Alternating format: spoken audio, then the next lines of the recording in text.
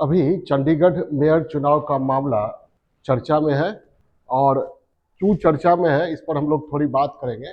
चंडीगढ़ नगर निगम mayor यानी महापौर Chandigarh mayor चुनाव जो 30 जनवरी को संपन्न हुआ था और एनडीए से संबंधित उम्मीदवार मनोज सोनकर वहाँ के मेयर निर्वाचित हुए थे, लेकिन सुप्रीम कोर्ट ने 20 फरवरी को ठीक है आप और कांग्रेस के उम्मीदवार कुलदीप कुमार को मेयर घोषित किया और मनोज सोनकर के चुनाव को रद्द कर दिया। इसलिए यह चर्चा में इतिहास में पहली बार ऐसा हुआ है कि नगर निगम के बैलेट बॉक्स को सुप्रीम कोर्ट ने अपने यहाँ बुलाकर देखा, बैलेट पेपर को, कि उसमें छेड़छाड़ हुई या नहीं हुई। तो मामला क्या है पहले इसको समझते हैं हम लोग। ठीक है, चंडीगढ़ नगर निगम है और आप लोग जानते हैं कि नगरीय स्थानीय स्वशासन हमारे यहाँ 3 तरह की है। छोटे शहर, छोटे गांव जब शहर में बदलते हैं तो संक्रमणशील शहर के लिए जो गांव से शहर में तब्दील हो रहे हैं उसके लिए नगर पंचायत होता है, उससे बड़े शहर के लिए नगर परिषद और बहुत बड़े शहर के लिए नगर निगम। ये चंडीगढ़ नगर निगम का मामला है जहां प्रतिवर्ष मेयर का चुनाव होता है। मेयर का चुनाव होता है और यहाँ पर चंडीगढ़ नगर निगम में 45 सदस्य हैं, 45 सदस्य हैं जिसमें 9 मनोनीत हैं। तो बचे कितने निर्वाचित कितने 36। ये निर्वाचित हैं, यही मेयर के वोटर्स हैं, मेयर के मतदाता है। क्लियर है? 36 में 35 काउंसिलर है, 35 पार्षद, समझ रहे हैं? अब प्लस 1 एमपी चंडीगढ़ की जो किरण खेर है। कौन है? किरण खेर। ये वोटर्स हैं। 35 में देखिए बीजेपी के पास 14 पार्षद, 1 उनका एमपी किरण खेर और 1 शिरोमणि अकाली दल के, कुल मिलाकर 16 वोट थे, 16 मतदाता। किसके पास? बीजेपी के उम्मीदवार के पास। बीजेपी के उम्मीदवार थे मनोज सोनकर। कौन? मनोज सोनकर। मामला समझिएगा तब ना सब कुछ क्लियर होगा। उसके बाद आप आम आदमी पार्टी प्लस कांग्रेस, आपके 13 पार्षद थे प्लस कांग्रेस के 7, कितना हो गया? 20। ठीक है, मैजिक नंबर कितना है जीतने के लिए? कितना चाहिए? 35 1 36। जीतने के लिए कितना चाहिए?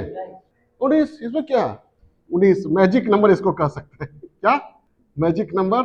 जीतने के लिए कितना चाहिए? 19। कांटे का टक्कर है, लेकिन कांटे का टक्कर है नहीं। यहाँ 16 वोटर्स हैं, यहाँ 20 वोटर्स हैं। क्लियर है? 20 किसके हैं? आप और कांग्रेस के। ठीक है, इंडी गठबंधन में ये दोनों। बीजेपी के कितने, या एनडीए कह सकते हैं, शिरोमणि अकाली दल का भी 1 पार्षद है। कितने? 16। क्लियर है? इसके उम्मीदवार थे आप और कांग्रेस के कुलदीप कुमार। ठीक है, जिनको सुप्रीम कोर्ट ने अभी मेयर घोषित किया है, कुलदीप कुमार थे। और एक इंटरेस्टिंग बात यह है कि कुलदीप कुमार चंडीगढ़ नगर निगम में सफाई कर्मचारी भी रहे। सुप्रीम कोर्ट ने उनको वहां का मेयर घोषित किया है, ये एक बड़ी बात है। तो ये 16 मतदाता। अब खेला कहाँ हुआ? ठीक है, दिक्कत कहाँ आई? तो जो रिटर्निंग ऑफिसर थे मनोज, ये अनिल मसीह। कौन? अनिल मसीह। रिटर्निंग ऑफिसर, निर्वाचन पदाधिकारी, पीठासीन पदाधिकारी जो कहिए, ये अनिल मसीह ने आप और कांग्रेस के 8 वोट को इनवैलिड करार दिया। अनिल मसीह ने आप और कांग्रेस के 8 वोट को इनवैलिड करार दिया। तो कितना बचा? 12। और बीजेपी का कितना हुआ? 16। तो बीजेपी के उम्मीदवार विजयी घोषित हुए। अनिल मसीह ने क्या किया? 8 वोट किसके? आप और कांग्रेस के। क्या कर दिया? इनवैलिड। परिणाम तक जीता कौन? बीजेपी का उम्मीदवार मनोज सोनकर। अब 8 वोट वाले जो बैलेट पेपर थे उनके साथ छेड़छाड़ करते हुए अनिल मसीह का वीडियो वायरल हुआ। आप लोग देखे होंगे, वो कुछ कर रहे हैं और कैमरा की तरफ भी देख रहे हैं। सुप्रीम कोर्ट ने वही कहा कि कैमरा की तरफ क्या देख रहे हैं, कुछ कर रहे हैं। ठीक है, तो ये मामला चला गया कहाँ? हाईकोर्ट होते हुए सुप्रीम कोर्ट चला गया। सुप्रीम कोर्ट ने बैलेट बॉक्स, बैलेट पेपर सारा कुछ मंगा लिया और डीवाई चंद्रचूड़ ने ये कहा भी कि इस तरह हम लोकतंत्र की हत्या होते हुए देख नहीं सकते हैं। उन्होंने टिप्पणी की, कड़ी टिप्पणी की।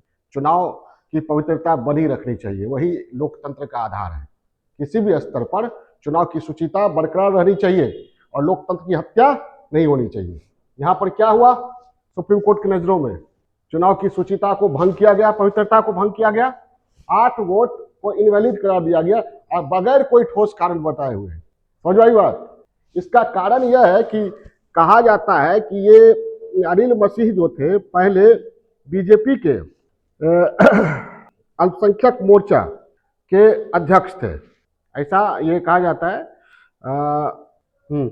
तो जुड़े हुए थे, तो उन्होंने पक्षपातपूर्ण तरीके रवैया अपनाते हुए ये कार्य किया जो उचित नहीं था, और मनोनीत सदस्य बने थे और फिर पीठासीन अधिकारी इस समय थे। क्लियर है?